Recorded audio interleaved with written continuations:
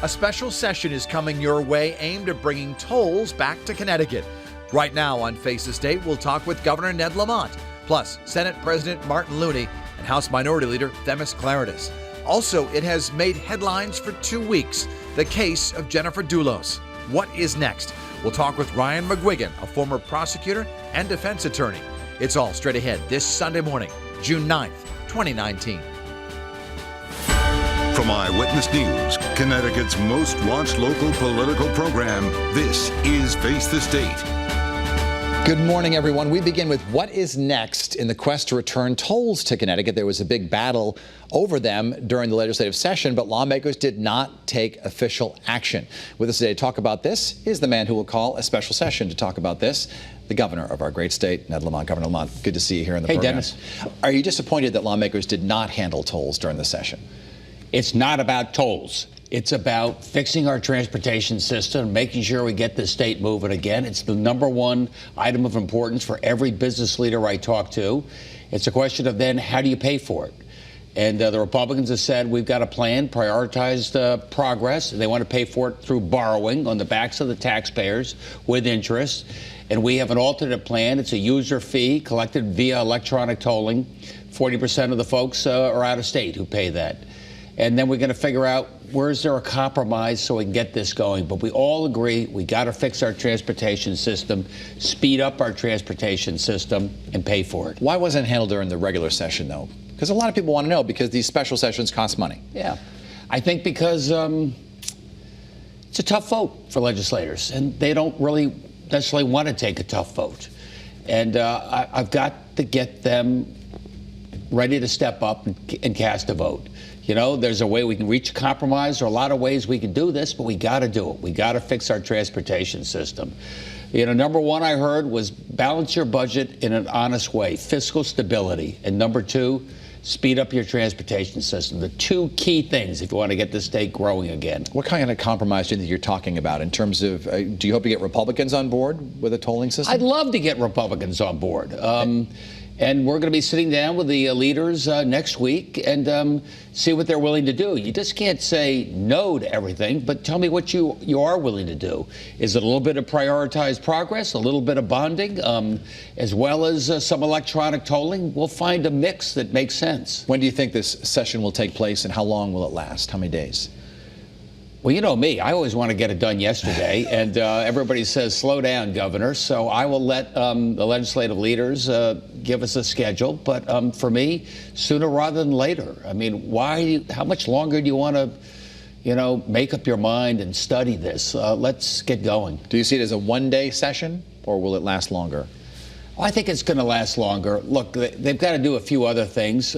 We reached an amazing agreement with the hospitals. You may remember, Dennis, that they were suing us, and there was a real multi-billion-dollar risk to the state of Connecticut. That was like a black cloud hanging over the state. So we sat down with them, and through constructive negotiation have reached a deal which gets rid of the litigation and greatly reduces the cost to the taxpayers. And I thank the hospitals for being a good partner in this. That's something else we got to do. You can't all do that in one day. A while back, the Commission for Economic Stability, which has a longer name than that, I'm just abbreviating it there, had called for to explore the possibility of a full-time legislature. Do you think Connecticut needs that, where things can get done all year round rather than just in these short sessions? No, I don't think so.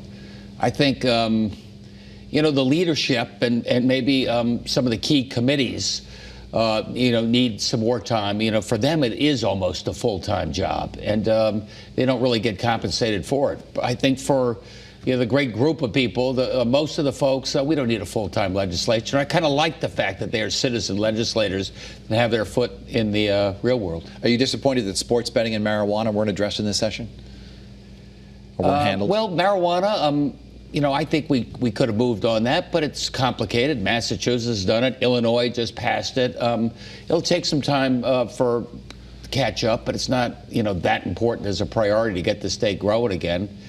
Sports betting, look, we got to work out our deal with the tribes, and it's got to be part of a global resolution. And so sports betting is going to come. Our neighbors are beginning to do it. We're not going to get left behind. The Bridgeport Casino has been talked about for some time, and it came up just recently when Mayor Joe Ganim suggested it. Do you foresee, you have 3.5 years left in your term, do you foresee a Bridgeport Casino opening during that period? I think so. I think there's going to be a resort gaming down there. I've said to the people of Bridgeport, I think that's important, and that'll be part of the deal. But it's going to be part of something we do, statewide. So we deal with the tribes, we honor our covenant, our compact with them, figure out what we're doing in East Windsor as well as Bridgeport, and then sports betting and internet will be all part of that. It's not a big piece of our future, but it's something that's going to happen in the next couple of years. Do you think the tribes will be involved in the Bridgeport Casino? We'll see. I think so. What else would you like to tackle in this special session? I think the other thing we're going to be doing is the bonding bill. And as I tell people, we've got to deal with transportation. If we go with prioritized progress and put $750 million a year into our bonding package, one of two things happen. Our bonding goes through the roof and it costs us billions in additional debt, or we bond a lot less, meaning less money for schools and affordable housing. Or alternatively, if we do a tolling and we do it all as part of the Special Transportation Fund, then we know what the bonding bill is going to look like. We know we got the money for schools and affordable housing as well as transportation.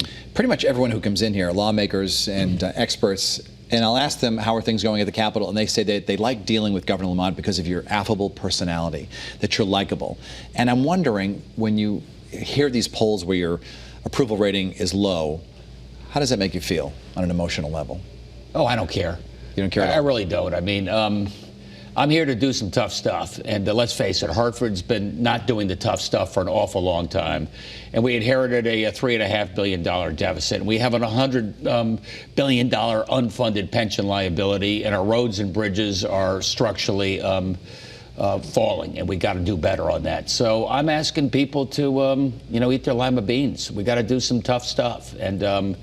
And if I do the right thing and I can convince the legislature to step up and do the right thing, everything's going to work out. How would you grade your performance so far? I've been a student. Nobody's ever asked me to grade my own performance, but Matt Ritter gave me a pretty good grade, and he's a smart guy. Do you think you've done a good job? I think we've done okay. Look, we had a really important session. We got an honestly balanced budget on time with no gimmicks, without raising tax rates. We had to hold the line on spending. That was not easy.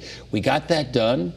And we've done a lot of important things. I mean, everybody talks about the minimum wage and paid family and medical leave. How about 5G? How about the fact that we've cleared all the obstacles out so Connecticut could be the first state in New England with high-speed internet for our cities and our small towns?